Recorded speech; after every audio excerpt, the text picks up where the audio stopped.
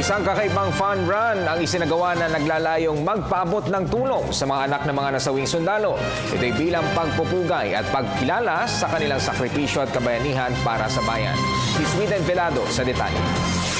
Kasama sa sinumpaang tungkulin ng ating mga magigiting na sundalo ang maglingkod sa bansa at mamamayan nito. Subalit kaakibat niyan ang pagtapak ng kanilang isang paa sa hukay.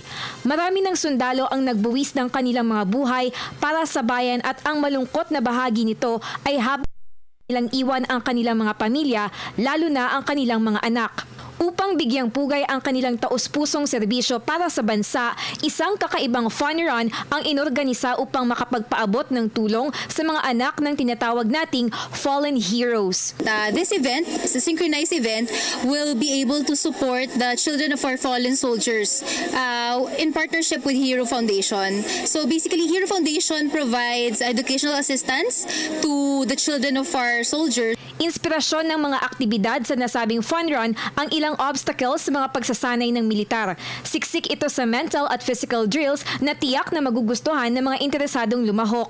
You will be tested like a military man. No? So we have several obstacle courses in store. So some would be an archery challenge. There would also an inclined wall challenge where you get to go up the wall using just a rope. For mental, we also introduced several types of challenges, from math calculations to logic to abstract reasoning. 1,100 pesos ang individual registration fee. Pero kung nais namang sumali bilang isang grupo, kailangan ay mayroon itong 4 na miyembro at ang registration fee naman ay 990 pesos kada tao. Portion of our registration fees will be donated to the said foundation. Gaganapin ang 5-kilometer fun run sa darating na ika-19 ng Setyembre sa Arca South, Taguig City.